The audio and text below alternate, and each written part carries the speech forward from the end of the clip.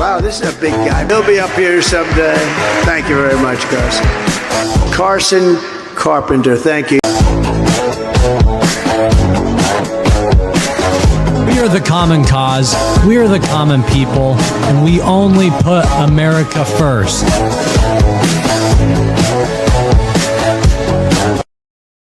Welcome back to The Common Cause, everybody. My name is Carson Carpenter. It is Friday, June 19th, 2026, and we have a lot to cover today. As you all know, it's my favorite holiday and your favorite holiday as well. Juneteenth is here, baby. You know, I had to film this show later in the day because I was just living it up, celebrating so much in the streets. I was even up at 4 a.m. this morning texting my friends. They could give you the testimony that I started the partying super early on Juneteenth. So look, and then I also posted about it multiple times. So if there's anybody who questions if I advocate for the black community, I can dispel those rumors in about 2 seconds. But anyway, Juneteenth is such an interesting holiday, right? I had to talk about it. It's one of those things that celebrates the Emancipation Proclamation going back to the 1860s, and they've really turned it into a free day off, essentially. I went out today. I went to a Costco, and I was going to the food court, and it was the most black people I've ever seen in public, like truly. So the holiday's working, I guess, and let me tell you, society out there today was interesting. I went out to Costco, and then I left Costco, and I immediately wanted to go home.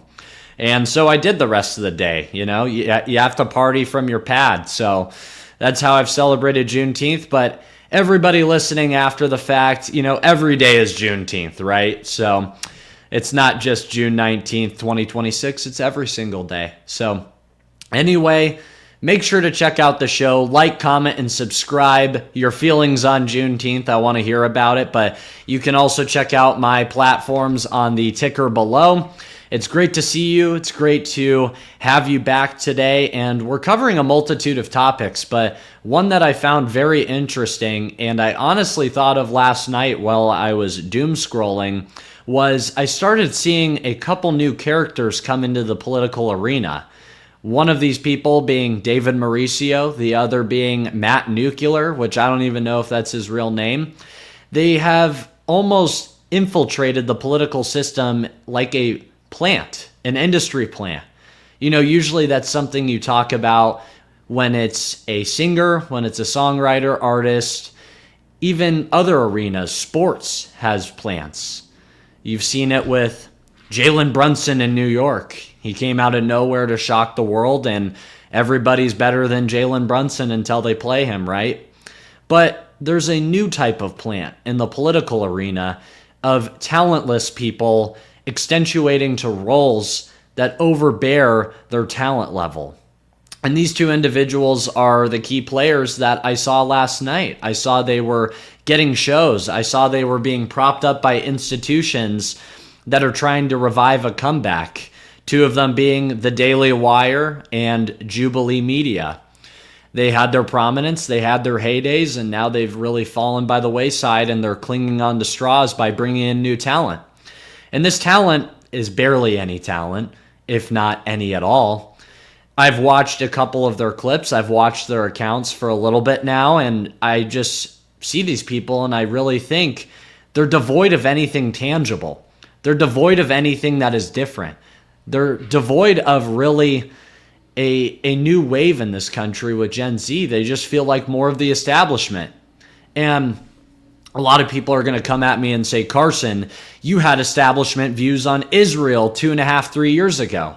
Yeah, just like most of the entire country when that was happening. So sorry that I fell along with most of the country. I should have been better there. And I'll admit I should have had a different opinion when it happened. But a lot of these people will never admit they're a part of the establishment. They only will admit that they are the difference makers, that they're Gen Z. Being Gen Z and young and in politics is good enough. It's almost the Brylan Hollyhan syndrome in the way that they really try to focus and obsess on being a change maker, yet don't implement any changes of thought. Don't implement philosophy into their thought. Don't implement any type of intellect into their thought. Most of these people just spit out talking points that are given by higher elites, higher people, the donor class specifically. The donor class is trying to advocate with a mouthpiece, not a mousepiece, a mouthpiece. And that mouthpiece is going to be these new shows that are starting up. And so the first person I'd like to focus on and talk about is a guy by the name of Matt Nuclear, which, if that's his last name, it's honestly a pretty cool last name. But I didn't even bother to look up his real last name because when you try to look these people up, no search results show up. I couldn't even find their Instagram when I search them up on the internet. It's really mystifying to me how they're getting their own shows and getting paid for their shows. It's something that I can't even comprehend, honestly. And so the first clip that I'd like to play is of Matt Nuclear's new show, The Nuclear Reaction. Honestly, a pretty cool name, but let's play the clip. Very young man absolutely slaughtered Amanda Seals' poisonous ideology. That's just the truth. And you're un-American, you're uneducated, and your IQ is around 50. This is a masterclass. Why are you so scared to debate the truth? You've been making this about Israel. You, sir, are a hypocrite. It is Matt Nuclear. Matt Nuclear. Matt Nuclear. No one's afraid of you, okay? You're supposedly on the DEI council, but I have to teach you this stuff. Why should I think that the white man is the oppressor when black men are more likely to kill me? The world has chosen the nuclear reaction.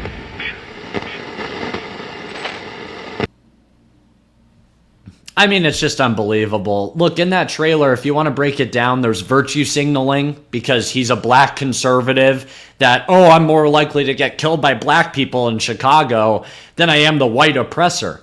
Yeah, of course, bro. Okay, we heard this in 2015. We heard these talking points back when the Tea Party was still a thing, okay?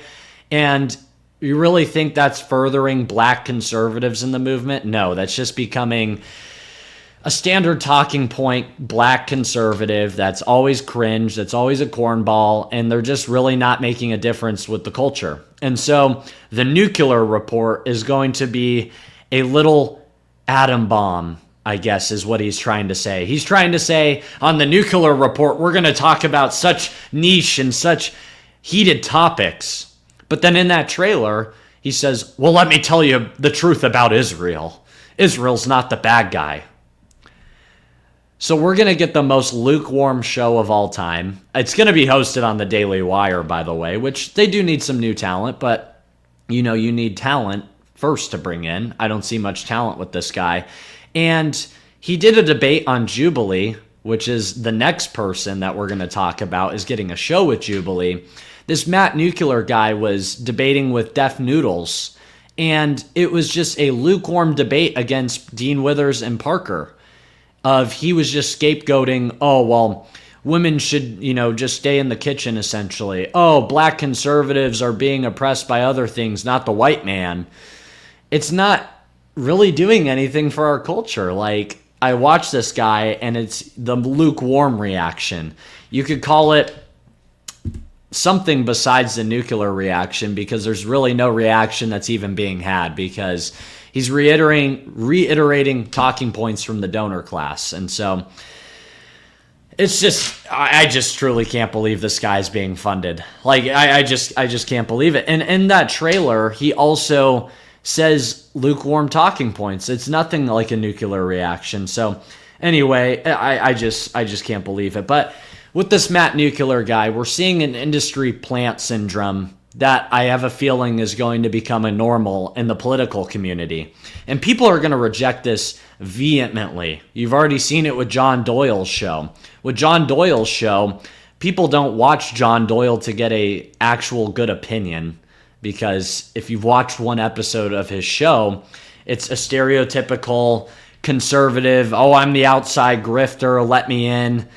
And then you see this guy at every event or every media hit that he does, and he's an arrogant, super elite that just advocates for the donor class once again. And let me break down the donor class for you. It's the talking points of not making Israel the bad guy, of focusing on domestic victories, even though there's shortcomings with most of them, And then with the donor class as well, it's never admitting defeat, never admitting that there is a struggle in the sense of returning our country back to the common beliefs of the people, right? So you'll never hear a Matt Nuclear episode of the Nuclear Reaction where he breaks down the shortcomings of this administration. I can guarantee you that. He's only going to have positive arguments. He's never going to let a negative argument infiltrate his show. And you're devoid of something. You're devoid of the actual opinion of everyday people. And you see it. You see all of these shows like Ben Shapiro's show and even Steven Crowder's show, among others. They're just devoid of critique of the culture that we're living in, critique of the administration that we're under, and critique of the affordability crisis, of gas prices, of the situation in the Middle East, of the shortcomings of the situation. And they don't preface to the people that watch the show to get an intelligent opinion off of it, right? What I try to accomplish on this show is when I talked about the Iran war, I talked about the good of going into Iran and getting rid of the Ayatollah, among other things. But I also talked about the bad of letting a foreign country like one of our allies supersede our opinion of our own commander-in-chief. You have to give two sides of the story, and the Nuclear Reaction is not going to be a reaction because there's not another side of the story to react with. And so this is the problem with the new right, the modern right, is they're trying to prop up these very uncharismatic people. They're trying to prop these unaccomplished people up. This guy's done 2 Jubilee debates, maybe 3. I've seen him do a handful of them. And then he's able to push his way to get a show paid for, to have a studio, to have a team working around him, among other things, but hasn't accomplished anything in the real world. Just like John Doyle, just like Brylan Hollyhand, just like David Mauricio. But I will give David Mauricio credit, as he's been doing TikTok lives for years. He's been doing, among of other things, he's been going to college campuses debating. He's actually been out there, he's had boots on the ground, and he's shown some grit, he's shown some resolve, and I admire him for that. But this guy, in his opening trailer for the Daily Wire, this is not some small little conglomerate. It's not as small as The Blaze or The Rift. This is the Daily Wire. In his opening trailer, has a video of him saying the most lukewarm take of all time with a gaming headset on and a $25 webcam. Not even like a laptop webcam. It's like one of the ones that you add on top. A $25 webcam of him saying something that's not even interesting. Not even interesting. So it's going to be very interesting to tune into the first episode and see how egregious and just how bad the performance is going to be, because I just don't trust people like this. I don't. How could you trust somebody who is new to the political arena, gets funded a show on a silver platter, and then is just going to reiterate talking points from the donor class? How could I ever trust this person again? I never will. So even if Matt reaches out to come on my show and talk with him, I'm going to give him tough questions. I'm going to give him angles that he's not frankly going to like to hear, because that's what's owed to you. That's what's owed to everybody who has an interesting show, that has a public persona. They should be able to talk to these talking points and be able to defend them. And so this is an invitation to Matt Nuclear. If you want to come on the show, if you want to dispel anything that I said that I may have thrown at you, go for it, brother. But I have a feeling with your contract with the Daily Wire, they're not going to let you do that. And so I frankly will never trust you again. You've lost our trust, and you will never regain it back because you took the easy way out. You took the easy way out. You got offered something on a silver platter with the caveat that you're not going to be able to speak honestly from your heart again. It's just sad. It's just sad. And especially being a black conservative, that's even more sad because it plays into the stereotypes. Wrapping this whole conversation back into Juneteenth, it plays into the stereotypes. That the second you get out of the trenches, the second that you get out of this community of working hard, of being gritty, of having that grind set, you sell out immediately. Immediately. You sold out so quick, you couldn't even buy yourself a new camera, a new webcam, a new mic, and even get past the introductory phase of doing something before getting something. And I have a problem with trusting these people, and I always will, is if you're not giving out more than you're getting in the beginning and going through the rough and hard times, you're just on easy street. You're just on easy street. And that's wrapping into the next person that I want to talk about, is an interesting person on the left. So we have this problem on the right, and I was scrolling last night and I saw this nuclear guy. And then I scroll even a little further and I see this new industry plant on the left. It's really interesting. At least with Dean Withers, he started doing TikTok lives and his first one blew up and he was able to build a foundation from there.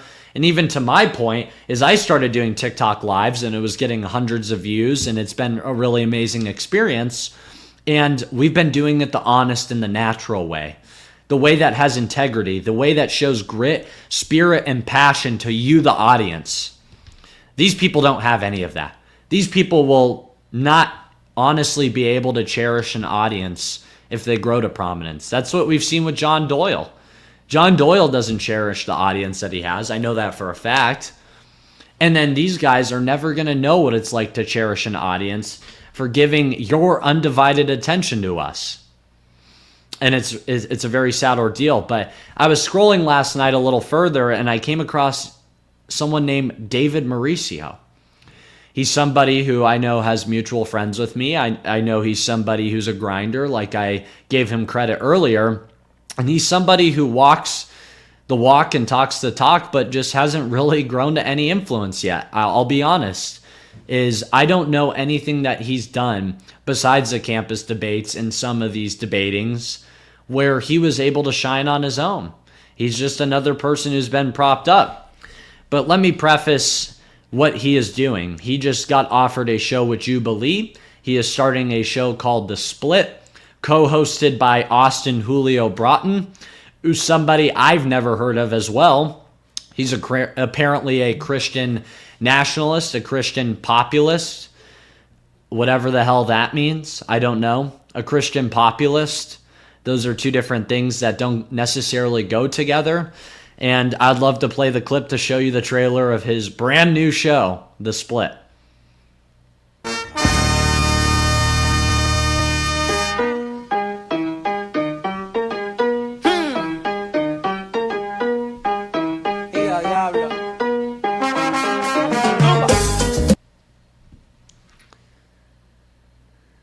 Yeah, that's essentially his show.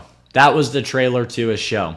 It's called The Split. Apparently, it's going to be co-hosted with this Austin guy, and they're going to have debates. They're going to have heated debates on topics. And unlike Matt Nuclear, I think they'll get into a little more dicey topics. I don't think they would be struggling about talking about the Israel argument. But the problem I have with this is the Austin guy has no experience. He has no tangible experience to have this type of influence. It's genuinely insane that these media companies are trusting these unproven candidates to come in and say some of the craziest takes that they may have ever heard. We don't know yet.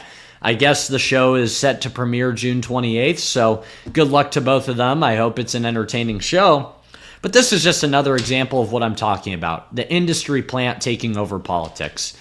Are you going to trust somebody's opinion that's paid for and funded off of no backing, no experience, no moxie? Or are you going to trust somebody like me who's self-funded? The studio that I'm in right now is a room in my apartment. The stuff that is provided here is with my company that I started up immediately following graduating college, which, by the way, that's my degree right there. Are you going to trust somebody like me? Or are you going to trust somebody like these people who have been force-fed on a silver platter a show that they're going to be paid very well with? They're going to have staff that are going to essentially handle them around to talk about certain things, give them certain topics to talk about. And what you're going to see is some of the most arrogant, ungrateful people assume these roles that won't cherish their audience, like I said, but they also won't put in the work. They won't have production meetings where they talk about topics that they should talk about. They're going to let their staff do it. You're going to have people infiltrate politics from the commentary aspect that are going to shill out for our Congress, shill out for our government that isn't doing the job that we want. And you're going to see people like this rise to mediocre potential. They're going to have a downfall of their spirit. They're going to have a downfall of their authenticity. And it's really sad. I'm not praying for their downfall, but what I am saying is you are going to see a downfall with these people if they aren't careful, if they don't put in the work. That is going to affect other people, how they formulate their opinion. And that's why it's so selfish. It's extremely selfish for these people to not think of the repercussions that they're going to have when they start these shows. And so this is just a plain warning to them if they watch this episode. Please don't make that mistake, because our current generation of political commentators that are in the establishment class made that mistake when they first started their shows as well. And so with this entire thing, the reason why I would say there's a more authentic opinion from people like me, from people like Riley Nemi, from people like Garrett Lawrence, from people like Fabrizio's Takes, from people in the political arena that aren't funded yet, but have a backing of the type of content that they've done, is you get real authentic opinions, right? I come onto my show and I prep for a show and I don't think for a second in my mind, hey, can I say this? Hey, can't I say this on the show? This is what these people are going to have to deal with.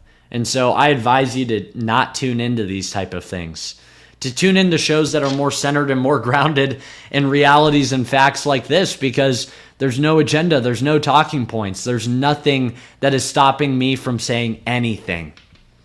And that's the beauty of it. That's the unfiltered, raw experience that you're going to get, and it's going to allow for something further to occur. You really think the nuclear report is going to have a movement being brought out of it? Absolutely not. What are they going to call those people? The nuclearites? The nuclears? I don't know. Do you think people are going to watch the split and say, you know what? I want to start a youth activism movement? No. What they're going to do is just start watching this content and creating more aggravated debate environments. It's not going to be a good humanitarian effect with these shows, with these prefaced, controlled media shows. I just don't understand it. So anyway, there is a rift that is growing in politics between the industry plants and the real people. And you have to make the decision yourself. Are you going to trust real people like myself, or are you going to trust the Matt Nuclears and the David Mauricios and the Austin Broughtons of the world?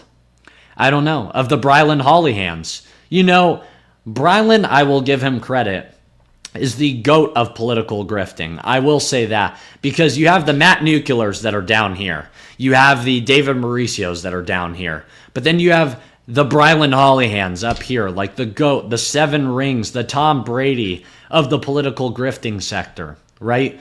Because he used his name to profit himself off of Turning Point, and then he built up his name off of hate, essentially, for flying in a private jet, who was funded by most likely his parents or the donor class. And then he goes on college campuses, gives the most lukewarm speeches, and then he has a clip that comes out about him, about pendling for Israel, Mark Levin style. And then you also have later on with Brylan, he does these cringy cornball clips where he goes on to establishment media and he plugs it like you have to watch, like you have to tune in.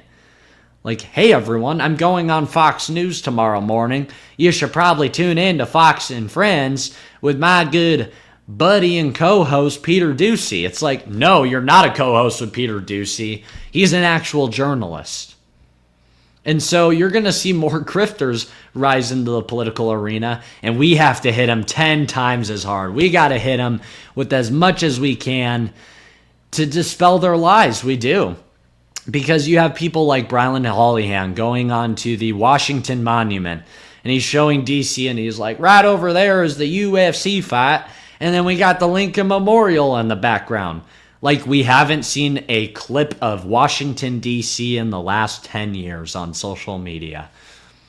And then you have people like Matt Nuclear talking about the black strife in this country. Really? Really?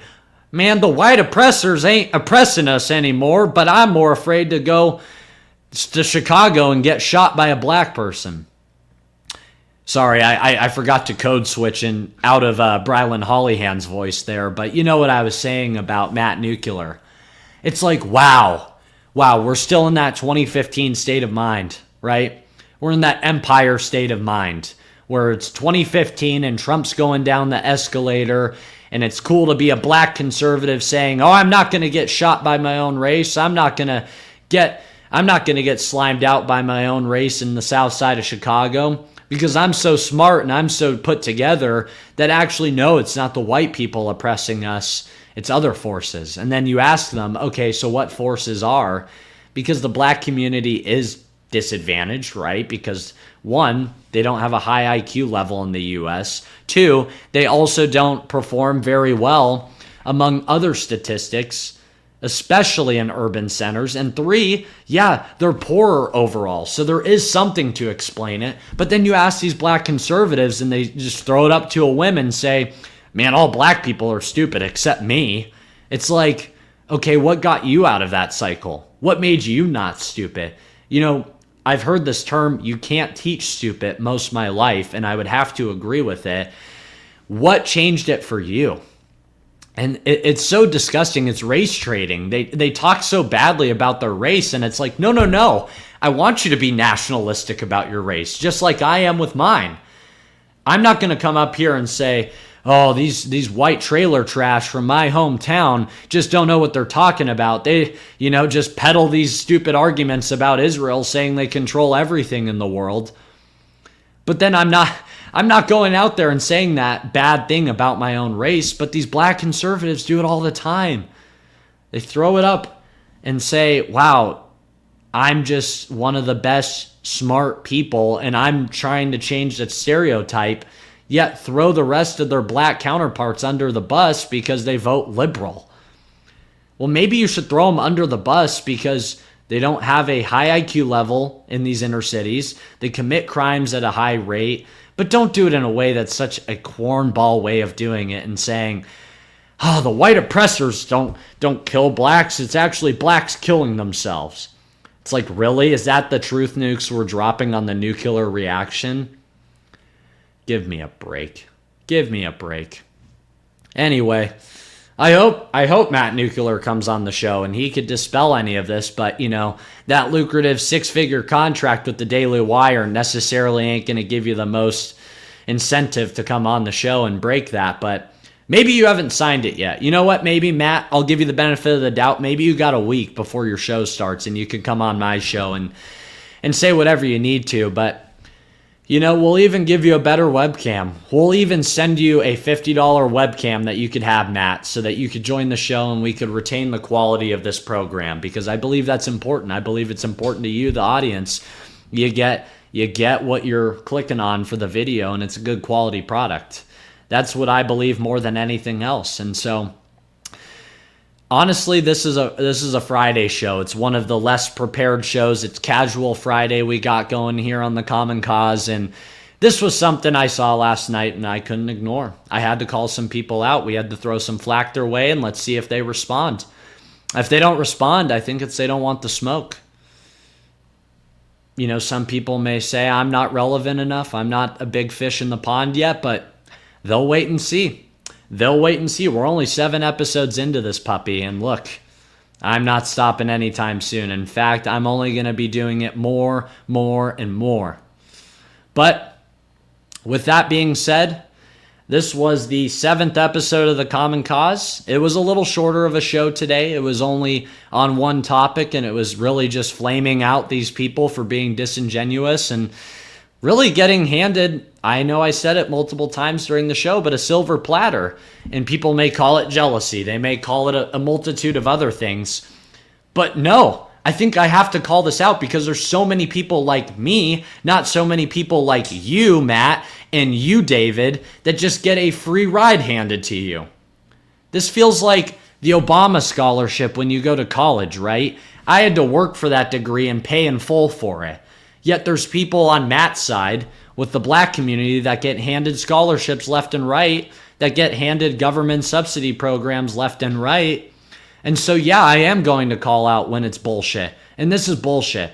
We need more people like myself, and I'm advocating for everybody who's been gypped and screwed by these big media corporations that could have had a bigger voice and could have had a more effective voice than these two people to go out and change and make difference. And look, I'm not looking for a deal. I own my own media company. So I can speak from a totally unbiased viewpoint here and saying that we can do better. We don't need industry plants, and get the hell out if you are one, because you're not welcome in any movement of ours.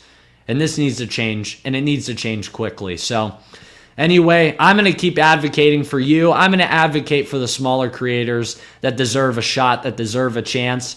This was the 7th episode of The Common Cause. You can listen and watch it on YouTube. You can also listen to it anywhere you get your podcasts. It's been a pleasure to join you on this Friday. We're going to take a nice break throughout the weekend. We're going to celebrate Father's Day. A lot of people don't have fathers out there, the black community. And so what you have to do is you have to pray for those people. You have to celebrate Father's Day on their behalf. And look, we're going to be back next Monday. We got a big guest. His name is Garrett Lawrence. He is rising rapidly in the America First ranks. He also mogs quite a bit. That also helps. And then Wednesday, we got a big guest, but I have to keep it hush-hush right now because I have to see if he can confirm or not. And then Friday's show is going to be a barn burner. So next week, get ready for it. And this was The Common Cause. We are the common people, and we only put America first, but we put Jesus first and America only. Thank you all. God bless you, and have an amazing weekend. America is compromised. The mainstream media won't even touch certain topics. American churches are being bought out by Israel. Israel-backed PR campaign targets 38 Arizona churches. ICE is being attacked and assaulted in the streets. Man arrested for throwing Molotov cocktails at federal facility in brazen anti-ICE attack. College Republican vice presidents are being shot on college campuses. Alabama's Ella Cook killed in Brown University shooting. This is not an America I know and love, and isn't an America that I want to move into the future with. The American people have an air of grievance. This is your way to express it. We are the common cause, we are the common people, and we only put America first.